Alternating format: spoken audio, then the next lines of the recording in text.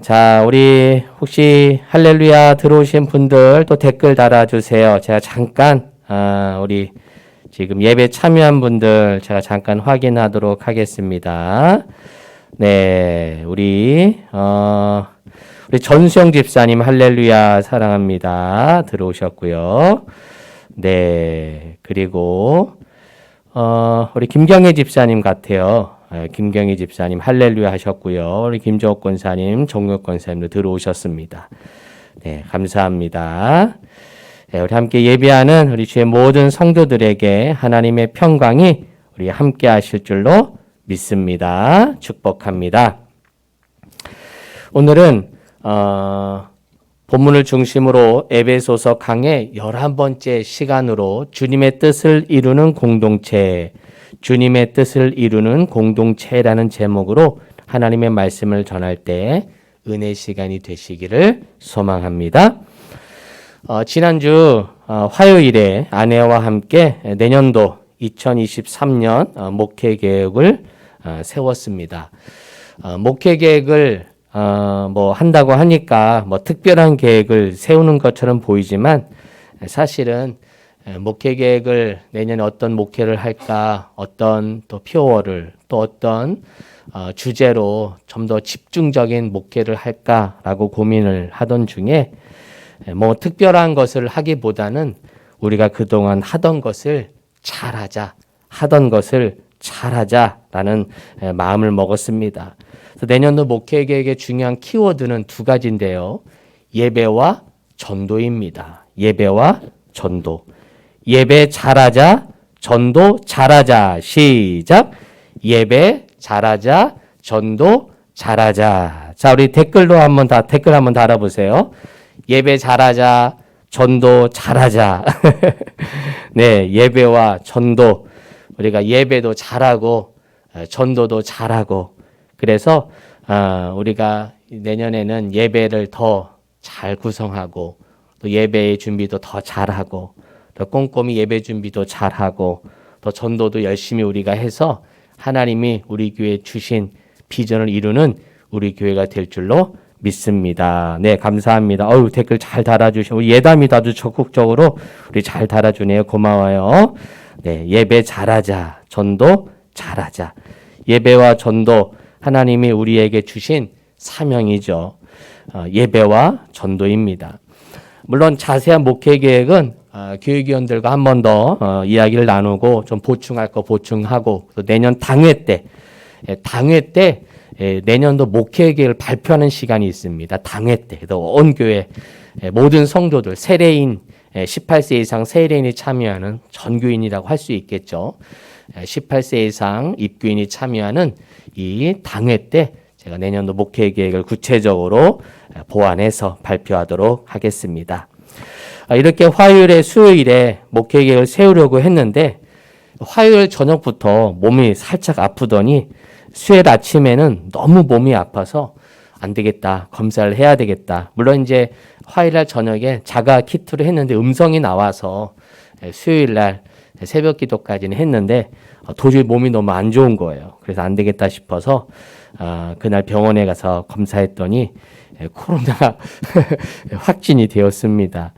그동안 저만 잘 피해 갔었는데 저까지 이제 걸리게 돼서 해봤는데 많이 아프네요. 성도들 아픈 거 보면서 제가 아프기 전에는 아파봤자 얼마나 아프겠어. 그랬는데 제가 직접 아파보니까 와, 약을 먹어도 이렇게 쉽게 줄어들지 않는 고통이 있더라고요. 그래서 먼저 고통당하신 여러분들에게 심심한 사과의 말씀을 드리면서 그러면서 어쨌든 잘 이겨내고 있습니다. 아직은 기침과 또 목소리가 많이 돌아오지 않았지만 몸이 아주 많이 회복되고 있습니다. 기도해 주시고 사랑해 주신 모든 성도들에게 감사의 마음을 전합니다. 제가 이렇게 코로나 확진되면서 모든 스케줄이 다 꼬이는 거예요. 그동안 뭐 하려고 했던 계획들, 목사님들과의 만남들 다 취소되고요. 그러면서 이런 깨달음을 얻었습니다. 사람이 마음으로 자기의 길을 계획할지라도 그의 걸음을 인도하시는 이는 누구시라고요? 누구시라고요? 여호와 신이라. 할렐루야. 여호와 신이라. 여호와 신이다. 예. 내가 계획했어도 그의 걸음을 인도하지 아니하시면 아무 소용이 없음을 알게 하셨습니다. 내가 계획했어도 우리가 준비했어도 막으시면 아무것도 안 된다는 걸 깨닫게 하셨습니다. 우리 하나님께서 저와 우리 성도들이 계획한 것들을 이루시고 그 걸음을 인도해 주실 줄로 믿습니다. 그러면서 이 바로 앞절, 이게 16장 9절이잖아요. 16장 3절에 보면 이런 말씀이 나와요.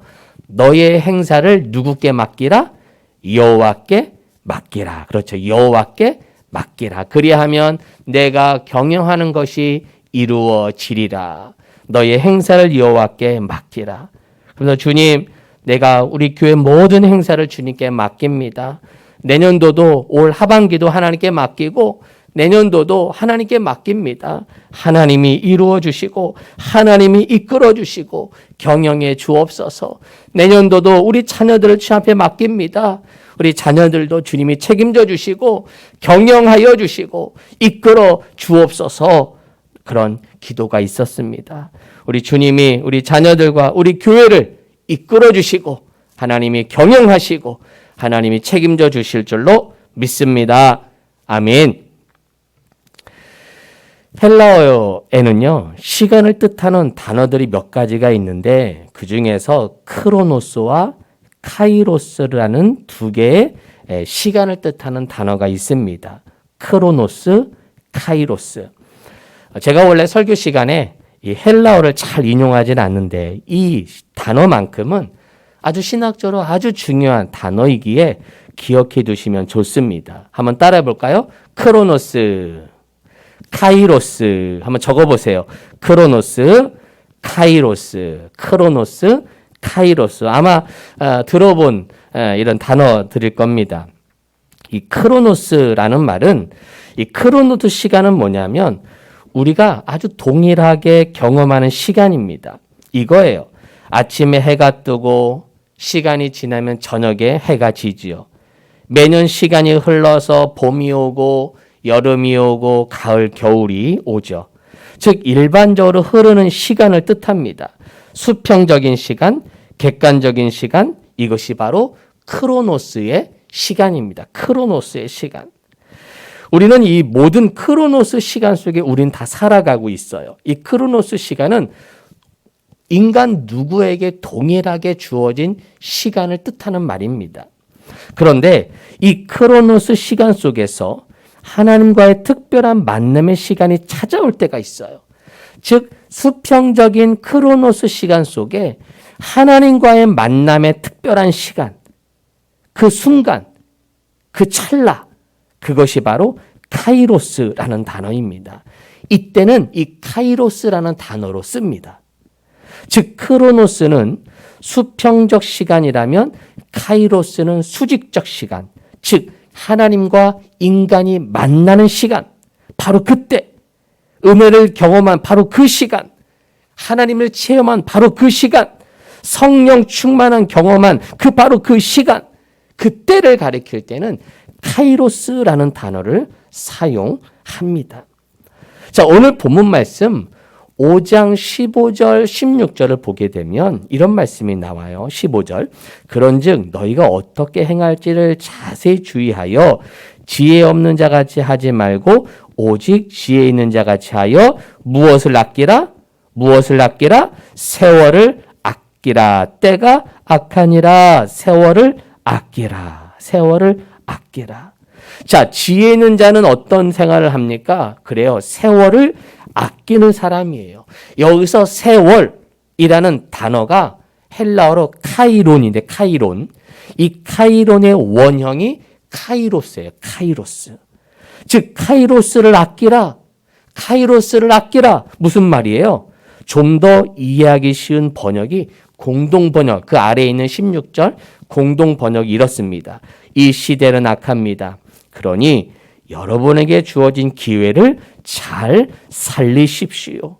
여러분에게 주어진 기회를 잘 살리십시오. 여러분의 주어진 시간을 잘 살리십시오.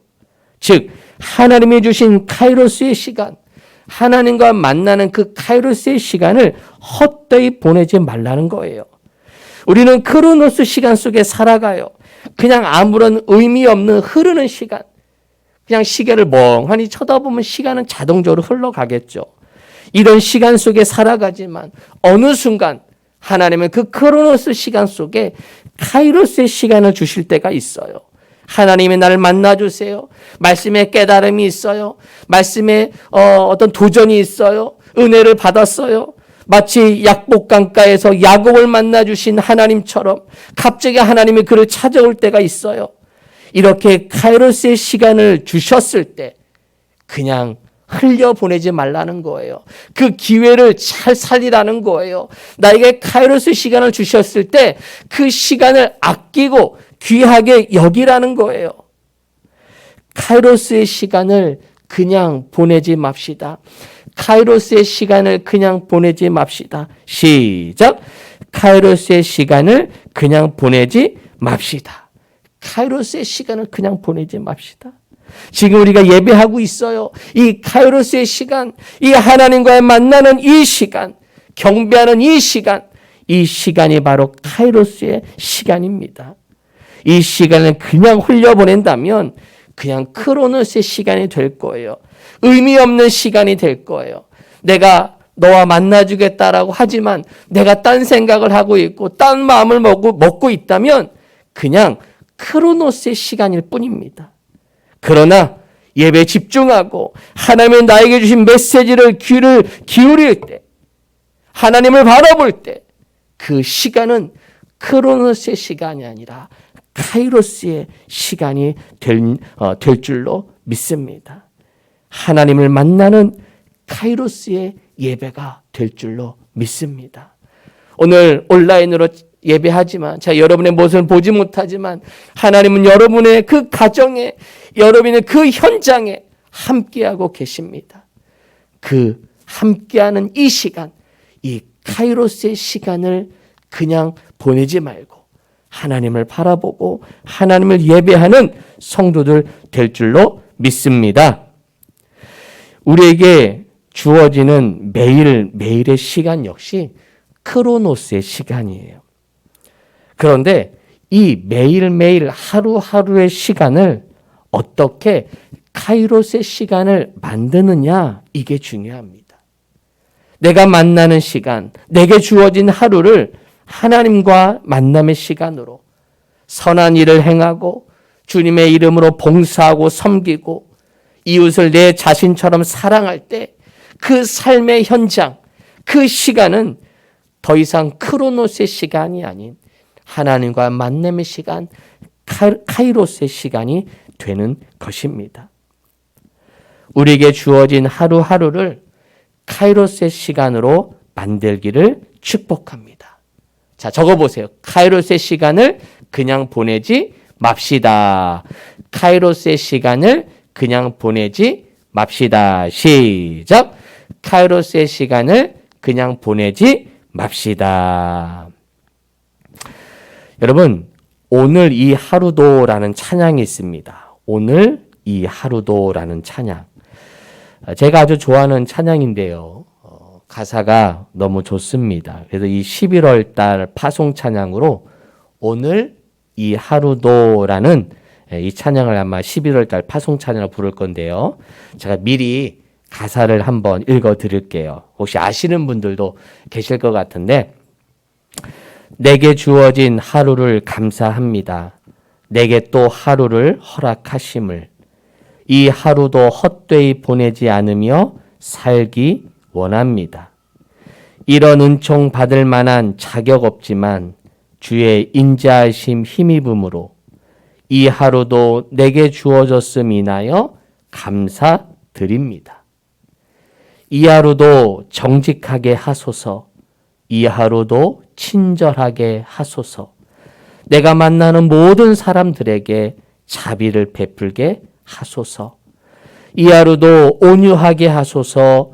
이 하루도 겸손하게 하소서. 나의 걸음을 지치게 만드는 이들에게 용서를 베풀게 하소서. 내게 주어진 하루를 감사합니다. 내게 또 하루를 허락하심을 즐거운 일이든 혹 슬픈 일이든 감사드립니다. 비록 이 하루가 나를 울린다 해도 원망의 맘 품지 않을 이유는 나의 주님이 이 모든 일을 주관하셔서 선을 이루심이라. 이 하루도 평화롭게 하소서. 이 하루도 강건하게 하소서. 험한 폭풍이 몰아치는 중에도 평강을 누리게 하소서. 이 하루도 성실하게 하소서. 이 하루도 순종하게 하소서. 나의 마음을 아프게 만드는 이들에게 은총을 베풀게 하소서. 행복을 빌게 하소서. 우리에게 주어진 하루하루가 모아져서 세월이 됩니다.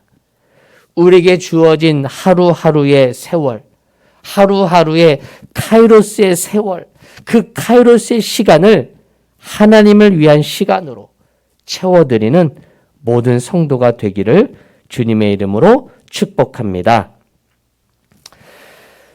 많은 분들이 물어보시는 것 중에 목사님, 주님의 뜻을 알고 싶어요. 주님의 뜻을 알고 싶어요. 라고 물어보시는 분들이 계세요. 여기서 주님의 뜻은 하나님의 뜻하고 동일한 의미로 보시면 됩니다. 주님의 뜻은 곧 하나님의 뜻이죠. 그런데 주님의 뜻, 하나님의 뜻은 절대로 여러분이 모르시는 게 아니에요. 감추어져 있는 것이 아닙니다. 이미 성경 말씀에 다 나와 있어요. 이미 하나님의 뜻과 주님의 뜻은 이미 기록된 성경에 다 기록을 해 놓으신 것이죠. 우리가 잘 아는 대표적인 말씀이 이 말씀 아니겠어요? 항상 기뻐하라, 쉬지 말고 기도하라, 범사에 감사하라. 이것이 그리스도 예수 안에서 널 향하신 누구의 뜻이니라? 누구의 뜻? 하나님의 뜻이니라. 하나님의 뜻이니라. 그래요. 하나님의 뜻이 뭐예요? 기뻐하는 거예요. 기도하는 거예요. 감사하는 거예요. 이게 주님의 뜻이라는 거죠. 자, 오늘 본문 말씀에서도 에베소서에서도 하나님의 뜻, 주님의 뜻이 무엇인지를 말해줘요. 자, 17절, 18절, 17절, 18절. 그러므로 어리석은 자가 되지 말고 오직 주의 뜻이 무엇인가 이해하라. 술 취하지 말라. 이는 방탕한 것이니 오직 무엇으로 성령으로 충만함을 받으라. 무엇으로? 성령으로 충만함을 받으라. 그래요. 주님의 뜻은 뭐예요? 술 취함이 아니에요. 술 취함이 아닌 뭐의 충만? 성령 충만, 성령으로 취하는 거예요. 술로 취하는 것이 아니라 성령으로 충만한 것을 원하시는 거예요. 주님의 뜻은 술 취함이 아닌 성령 충만입니다. 주님의 뜻은 술 취함이 아닌 성령 충만입니다. 시작. 주님의 뜻은 술 취함이 아닌 성령 충만입니다. 자, 또 댓글 달아보세요. 주님의 뜻은 술 취함이 아닌 성령 충만입니다. 성령 충만. 여러분, 저 어렸을 때 우리 부흥사 목사님들께서 이 술 취하는 것하고 성령으로 취하는 것을 아주 재미있게 강단에서 아주 설교한 기억들이 나요. 그러면서 술 취한 것도 그렇고 성령으로 취한 것도 비슷하다는 거예요. 모습은 비슷하다는 거예요. 오죽하면 사도행전에 보면 오순절날 성령 충만한 모습을 보면서 사람들이 새 술에 취하였다. 저 사람 새 술에 취했네. 술 취했네. 라고 이렇게 조롱할 정도까지 이렇게 아주 모습이 비슷한 것을 보게 됩니다.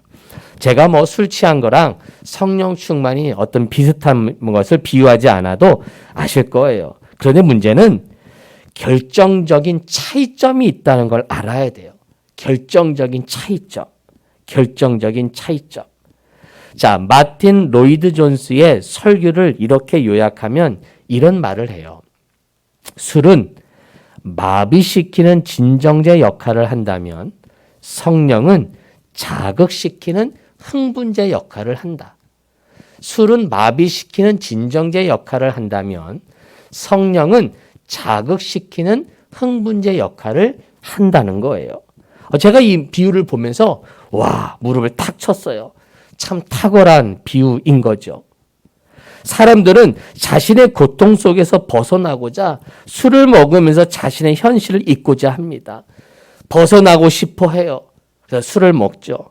그러다 보니 술은 먹으면 먹을수록 짐승이 돼요. 그런데 성령은 달라요. 성령으로 충만하면 오히려 그 성령이 내 삶을 자극시키세요.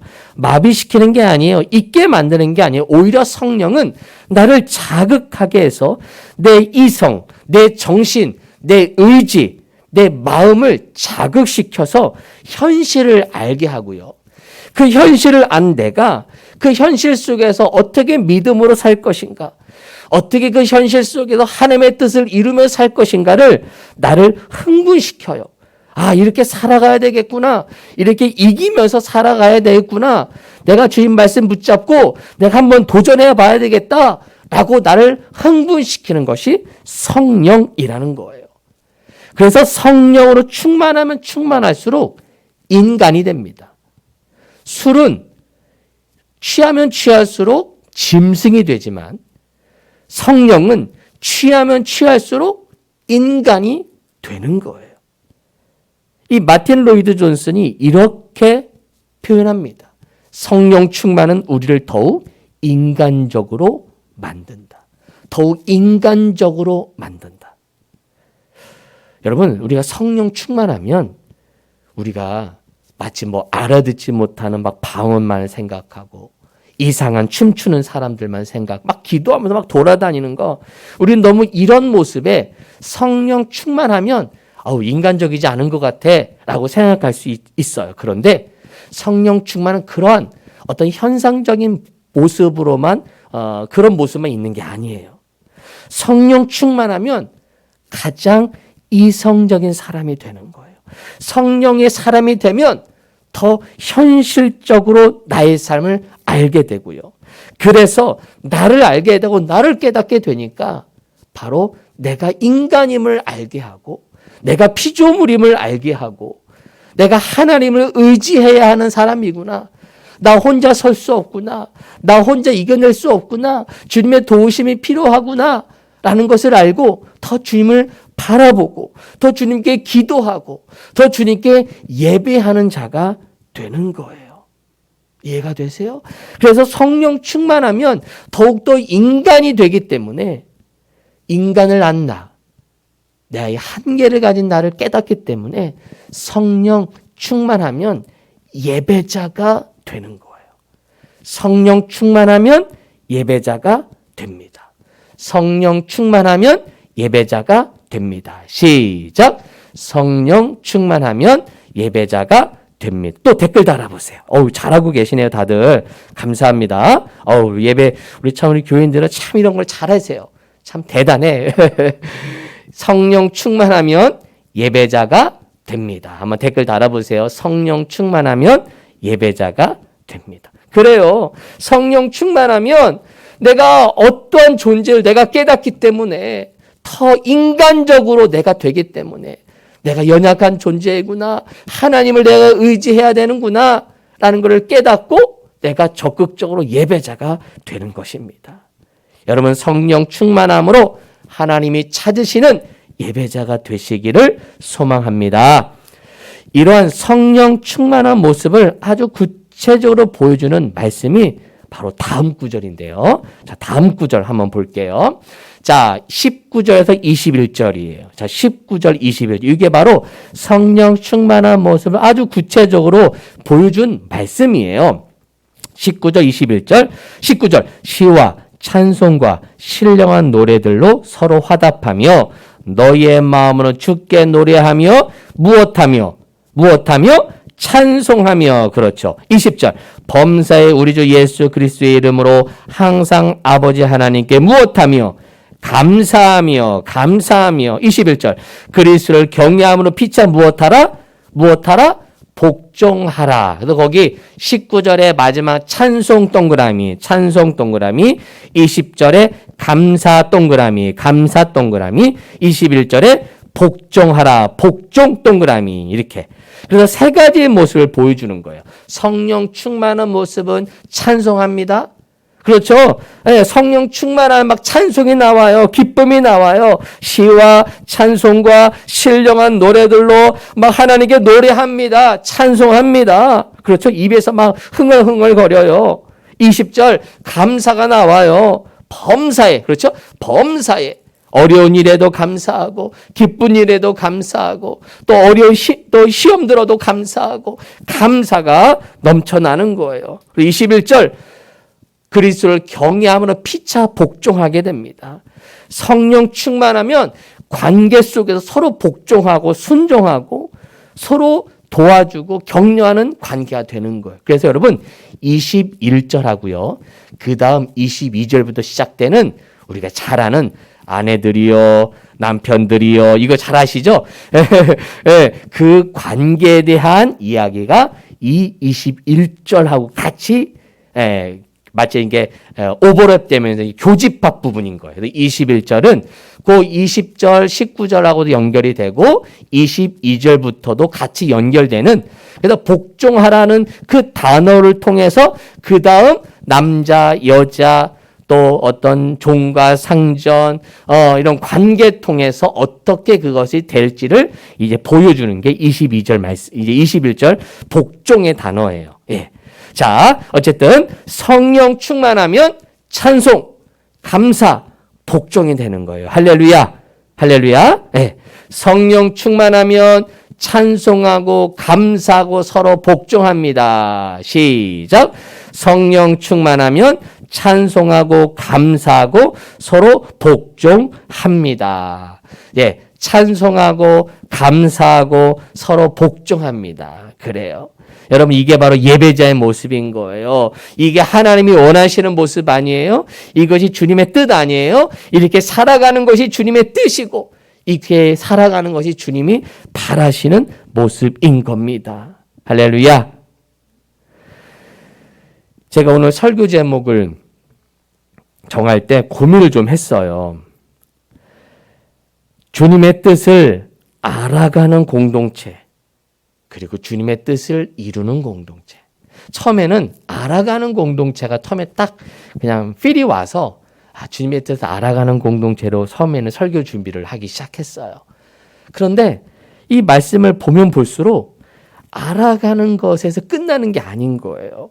이제는 정말 아는 것 넘어서, 알아감을 넘어서 이제는 이루는 공동체를 우리가 살아가야 되는 것 아닐까?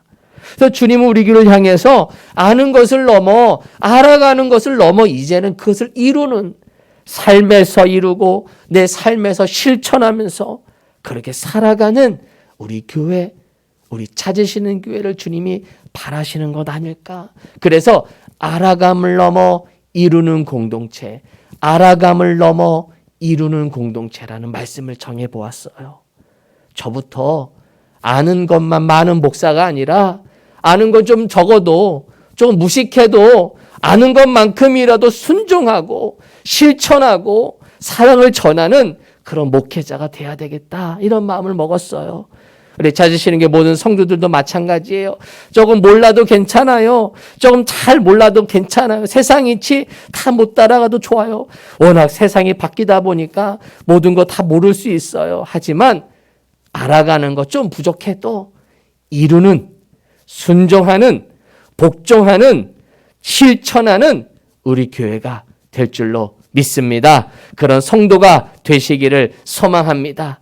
주님의 뜻을 이루는 공동체, 주님의 뜻을 이루는 공동체. 한번 댓글 달아보세요. 이게 오늘 말씀의 제목이에요. 주님의 뜻을 이루는 공동체. 시작. 주님의 뜻을 이루는 공동체. 주님의 뜻을 이루는 공동체. 우리 교회가 이제는 주님의 뜻을 이루어서 하나님께 영광 돌리는 공동체가 될 줄로 믿습니다. 사랑하는 성도 여러분, 주님의 뜻은 우리가 술 같은 다른 것에 취하는 것이 아닌 성령으로 취하는 삶이에요. 무엇으로요? 성령으로 취하는 삶. 이것이 진짜 세월을 아끼는 삶이요, 크로노스의 시간을 카이로스의 시간으로 바꾸는 삶인 거예요. 우리에게 주어진 크로노스 시간을 날마다 하나님과 만나는 시간, 하나님께 은혜 받는 시간, 내가 말씀을 듣고 은혜를 깨닫고 성경을 읽고 기도 생활을 하면서 하나님과 만나는 그 카이로스의 시간이 많아지기를 축복합니다. 그래서 하루하루 나에게 주어진 하루하루를 하나님께 찬송과 감사, 복종을 통하여 하나님의 뜻을 이루는 주님의 뜻을 이루는 우리 찾으시는 교회 한 분 한 분 주님의 자녀들, 주님의 백성들 되시기를 주님의 이름으로 축원합니다. 아멘. 기도하겠습니다. 하나님, 주님의 뜻을 이루며 살아가기를 원합니다. 아는 것에 그치지 말고 그분의 뜻에 따라 성령 충만함으로 세월을 아끼는 삶을 살게 하여 주옵소서. 우리에게 해야 할 것 찬송과 감사와 서로 복종하는 관계입니다. 서로 사랑하며 섬기는 진정한 예배자 다 되는 주의 성도들 되게 하여 주옵소서. 예수님의 이름으로 기도하옵나이다. 아멘.